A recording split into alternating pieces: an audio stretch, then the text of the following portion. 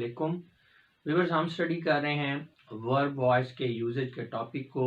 और इस वीडियो में हम ये जानने की कोशिश करेंगे, समझने की कोशिश करेंगे कि अगर एक सेंटेंस के अंदर दो ऑब्जेक्ट्स मौजूद हैं तो फिर ऐसे सेंटेंस को हम पैसिव वॉइस कंस्ट्रक्शन में किस तरह से लिखेंगे। तो चलें स्टार्ट करते हैं।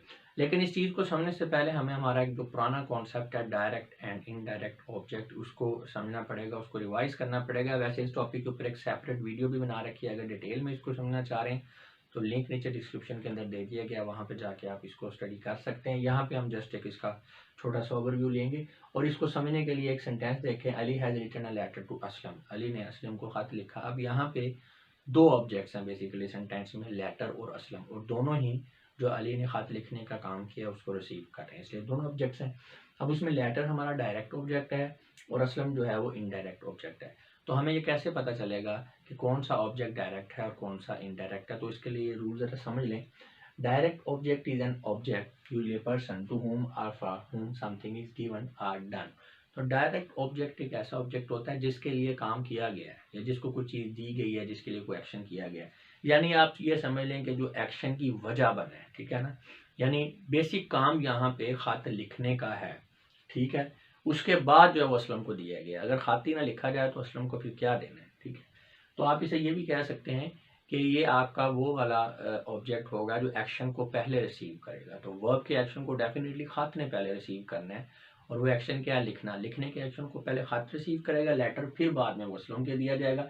और इसकी एक प्रोमिनेंट निशानी ये होती है विच leaves the sentence meaningless in its absence. यानी अगर आप डायरेक्ट ऑब्जेक्ट को निकाल दें सेंटेंस के अंदर से, तो जो बाकी सेंटेंस बचेगा उसका कोई मीनिंग नहीं बकाया रहेगा। इसका मतलब है ये ऑब्जेक्ट, जो ऐसा ऑब्जेक्ट जो सेंटेंस की सेंस को कंप्लीट करने के लिए ज़रूरी है, जिसके बगैर सेंटेंस का कोई मैसेज नहीं बाकी रहेगा, कोई मैसेज नहीं कन्वे कर सकेगा। तो या आप कह लें कि मैसेज को यानी सेंस को कंप्लीट करने के लिए जो ऑब्जेक्ट ज़रूरी होता है उसे हम कहते हैं डायरेक्ट ऑब्जेक्ट। उसके बाद आ जाता है indirect object. Indirect object is usually a thing which receives the action of the verb lastly. हाँ जी, तो जो बाद में एक्शन को रिसीव करेगा। जैसे मैंने आपको बताया है कि अब जब खत लिखना है अली ने असलम को, तो पहले खत लिखा जाएगा फिर असलम को मिलेगा।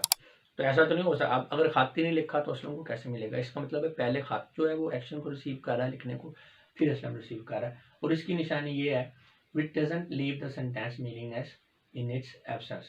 तो अगर आप इसे सेंटेंस में से निकाल दें तो जो आपका सेंटेंस है वो मीनिंगलेस जो है नहीं होता, कुछ ना कुछ वो मीनिंग कन्वे कर रहा होता है। यानी आप डायरेक्ट ऑब्जेक्ट और इनडायरेक्ट ऑब्जेक्ट को इस तरह से समझें कि अगर वो वाला ऑब्जेक्ट जिसको आप सेंटेंस से निकाल दें और बाकी सेंटेंस बिल्कुल ही मीनिंगलेस हो जाए तो वो हमारा डायरेक्ट ऑब्जेक्ट है। और वो वाला ऑब्जेक्ट जिसको अगर सेंटेंस से निकालें तो जो बकिया सेंटेंस उसके बगैर रह जाएगा, उसने कुछ ना कुछ वो मीनिंग देगा, कुछ ना कुछ उसका मफहूम होगा, बिल्कुल मीनिंगलेस नहीं होगा। तो इसका मतलब है जिसके बगैर गुजारा हो सकता है वो हमारा इनडायरेक्ट ऑब्जेक्ट है। तो यहाँ पे देख सकते हैं Ali has written to Aslam. अब यहाँ हमने लेटर को निकाला है। लेटर को जब निकाल दिया तो ये जो सेंटेंस रह गया Ali has written to Aslam, ये मीनिंगलेस सेंटेंस है, इसका कोई मतलब सामने नहीं आ रहा है। इसी तरह अगर हम असलम को निकाल देते हैं, Ali has written a letter, Ali ने एक खत लिखा है। नो डाउट हमें ये नहीं पता चल रहा है कि वो किसको लिखा है, लेकिन यहाँ पे मैसेज आपको किसी हद तक क्लियर है। अगर कॉन्टेक्स्ट में बात हो रही है तो शायद पूरी समझ ये आ जाए कि अली ने खत लिखा है या क्यों लिखा है। तो लिहाजा लेटर जो है उसके बगैर मीनिंगलेस हो जाता है सेंटेंस, और असलम के बगैर मीनिंगलेस नहीं होता। तो इसका मतलब है लेटर हमारा डायरेक्ट ऑब्जेक्ट है और असलम हमारा जो है वो इनडायरेक्ट ऑब्जेक्ट है। इसके अलावा दूसरा ये है कि जो पहले रिसीव करेगा एक्शन को वो डायरेक्ट है, जो बाद में रिसीव करेगा वो इनडायरेक्ट है। तो अब इसमें होता कि ये डायरेक्ट और इनडायरेक्ट हो गया। अब इसका मतलब अगर कोई सेंटेंस है उसके अंदर दो ऑब्जेक्ट्स हैं, डायरेक्ट एंड इनडायरेक्ट। हमें पता है कि जब हमने एक्टिव वॉइस से पैसिव वॉइस के अंदर सेंटेंस को कन्वर्ट करना होता है तो हम एक्टिव वॉइस का जो ऑब्जेक्ट है उसे पैसिव वॉइस का सब्जेक्ट बना देते हैं। अब यहाँ पे ऑब्जेक्ट हमारे पास दो हैं, तो हमें कैसे पता चलेगा कि हमने कौन से सब ऑब्जेक्ट को जो है वो पैसिव वॉइस में सब्जेक्ट की जगह पे रखना है और कौन से को बकाया सेंटेंस में वैसे ही रहने देना है? तो उसमें सिंपली पहली बात तो ये है कि दो ऑब्जेक्ट्स हैं तो एक ऑब्जेक्ट आपका चला जाएगा सब्जेक्ट की जगह पे जब आप एक्टिव से पैसिव में कन्वर्ट करेंगे सेंटेंस को। दूसरा ऑब्जेक्ट जो है वैसे ही रहेगा।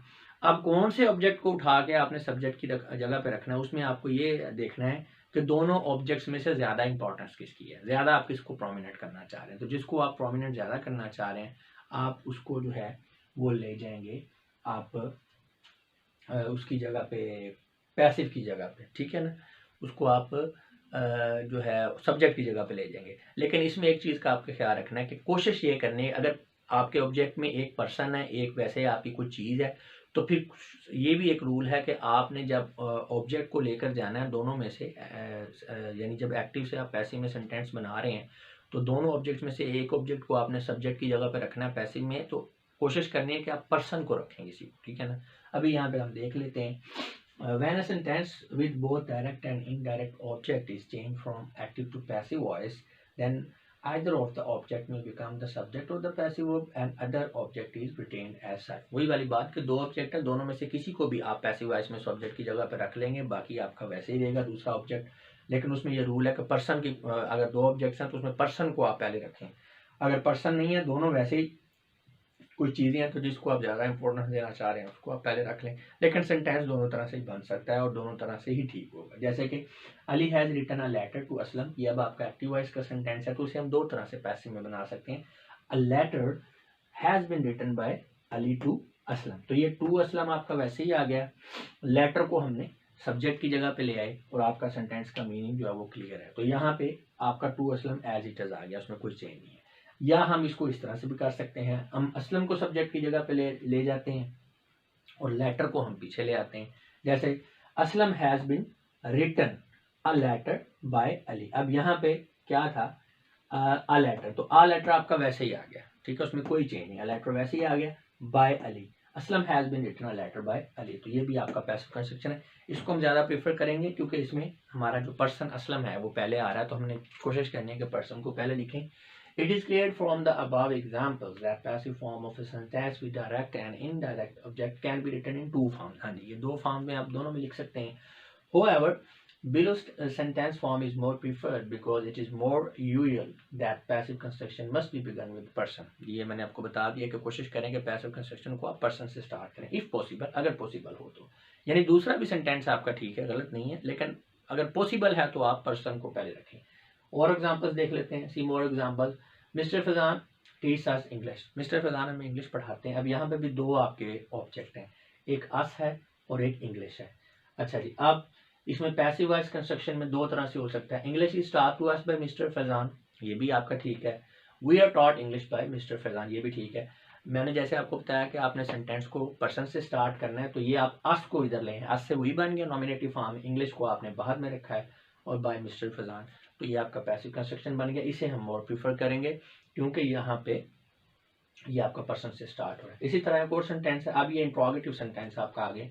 हु टॉट यू ड्राइविंग, आपको किसने ड्राइविंग सिखाई है, ये एक्टिव वॉइस सेंटेंस है। अगर हमने इसे पैसिव वॉइस में करना है तो इसकी तीन पॉसिबल फॉर्म्स है। By whom was driving taught to you, तो यहाँ पे हमने जो, अब यहाँ पे भी हमारे पास दो ऑब्जेक्ट हैं, एक यू है एक ड्राइविंग है, तो इस सेंटेंस में हमने ड्राइविंग को पहले लिखा है और यू को हम बाद में ले गए, ठीक है। नेक्स्ट है who are you taught driving by, अब इस सेंटेंस में हमने पर्सन को पहले ले आए हैं और जो ड्राइविंग है उसे हम आखिर में ले गए। या इस तरह से भी हम लिख सकते हैं by whom are you taught driving. तो ये तीन तरह से आपका जो है इंट्रोगेटिव सेंटेंस बन सकता है। ये हमारा ज़्यादा प्रीफर होगा, ठीक है, इसको हम ज़्यादा प्रीफर करेंगे, ये ज़्यादा ठीक है।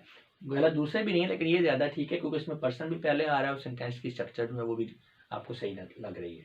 तो लिहाजा interrogative sentences with direct and indirect object में be written in three possible forms as shown above. जी, तो जिस तरह से आपने देखा है कि अगर आपका इंट्रोगेटिव सेंटेंस, ये बात बताने का मकसद ये है कि अगर आपका अफर्मेटिव या पॉजिटिव सेंटेंस है, उसके अंदर दो ऑब्जेक्ट्स हैं डायरेक्ट एंड इनडायरेक्ट, तो आप उसे दो तरह से एक्सप्रेस कर सकते हैं पैसिव कंस्ट्रक्शन में। लेकिन आपका सेंटेंस अगर इंट्रोगेटिव है एक्टिव वॉइस में, तो उसे आपने पैसिव में कन्वर्ट करना है और उसके अंदर दो ऑब्जेक्ट्स हैं, तो आप तीन तरह से उस जो सेंटेंस को पैसिव कंस्ट्रक्शन में तब्दील कर सकते हैं।